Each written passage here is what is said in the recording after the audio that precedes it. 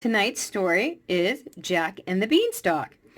Jack and his mother lived all alone in a little cottage in a valley ringed by mountains. They were so poor, their cupboards were bare and they had no money to buy food. "We'll starve soon," said Jack's mother, "and we'll have nothing left to sell, except the cow.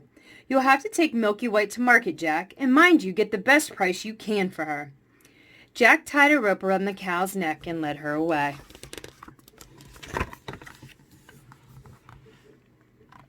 He hadn't got far when he met an old man with bright eyes and a bushy beard. "Stop there, boy. I'll give you 5 magic beans for your cow." "Oh, no," said Jack. "My mother wants me to sell her at market. We need money, not beans." "Ah," said the old man, "but who knows what these beans will bring? They're magic, you know. They could bring you fortune, adventure, treasure." Jack's eyes grew round in wonder. "It's a deal," he cried.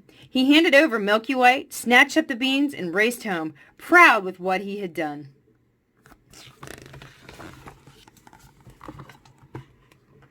When he showed his mother the beans, she was horrified. "I wanted gold coins, not beans," she fumed. Jack, what were you thinking? How are we going to buy food now?" "But they're magic beans," said Jack. "At least the old man said they were magic." "We've been tricked, you fool," his mother said, and she took the bag and threw it out the window, beans and all. That night, Jack went to bed on an empty, grumbling stomach. "I've ruined everything," he sighed. "Milky White is gone, so we don't even have any milk, and all I got for her were some rotten beans. How was I foolish enough to believe that old man? There's no such thing as magic." But the next morning, Jack opened his window to see a twisting, turning, living, magical beanstalk. "These beans were magic after all," cried Jack. Looking up, he could see the beanstalk spiral its way above the clouds, and he couldn't resist. Here was an adventure before his eyes. He reached out, grabbed a hold of a branch, and began to climb. Up he went until his cottage was no more than a tiny dot in the distance. He climbed past soaring birds through the airy blue until he reached the topmost tip of the beanstalk.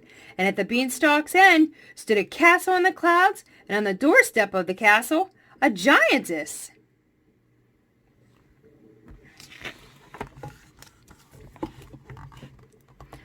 "What have we here?" asked the giantess, picking up Jack as if he were no heavier than a feather.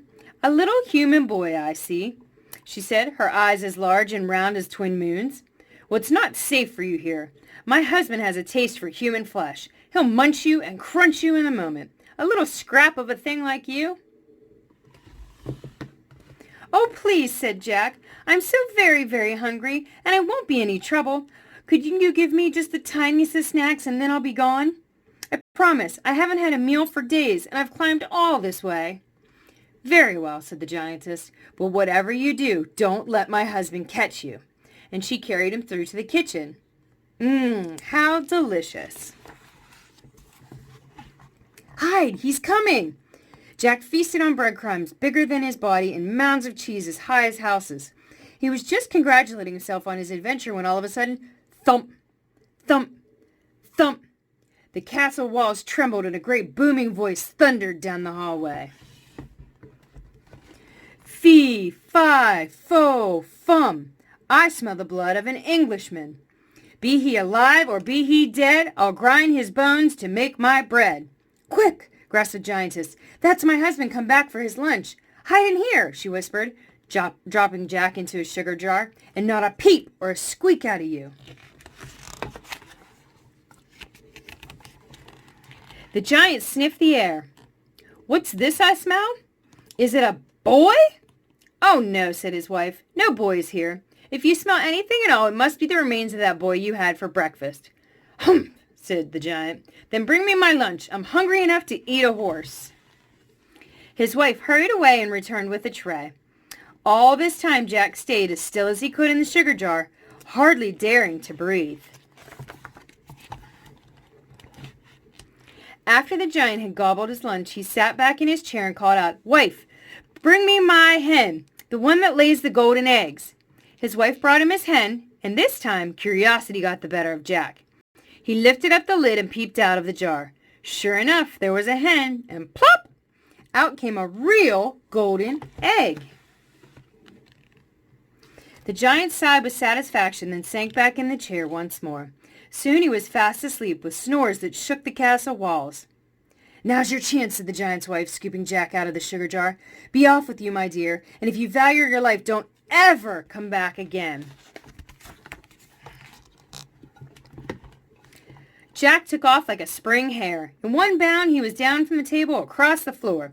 But then he thought of his poor mother, cold and hungry at home, and of that fat, clucking hen laying eggs of pure gold, and he couldn't resist.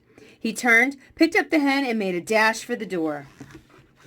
"Squawk!" cried the hen. "Squawk! Squawk!" The giant woke. "What's going on?" he cried. "Hey!" he added, spotting Jack beetling across the floor. "There is a boy, and he's stealing my hen. How dare he? I'm going to catch him and gobble him up. Come back, boy. Come back now." Jack didn't stop, not for a second. He sped down the beanstalk, his feet fumbling for their hold, slipping and sliding down the treacherous trunk. And above him came the giant, making the beanstalk bend and sway. "Mother!" called Jack. "Bring the axes! Please, bring the axes!" His only hope was to take it down before the giant... "I'll get you, boy!" yelled the giant, making a grab for Jack. But Jack twisted from his grasp. He tumbled down the last part and landed in a heap on the ground, still clutching the squawking hen. "We've got to chop down the beanstalk," cried Jack, "before the giant makes it down. He's coming!" Jack and his mother hacked away as hard as they could, and with each swift, hard stroke the blades of the axe bit through the beanstalk, making it wobble this way, then that. "Stop that!" boomed the giant. "Stop that, I say!" With one final stroke, Jack sliced through the stalk. The giant yelled as he fell through the air. Down, down, down he came, hitting the ground with such force Jack would have never thought he'd be troubling them again. Life after that was much less adventurous for Jack. The beanstalk to the castle in the clouds was gone. As for the golden eggs, they bought Jack and his mother a new home and food enough to last a lifetime. But sometimes he couldn't help wishing for just one more magic bean. The end.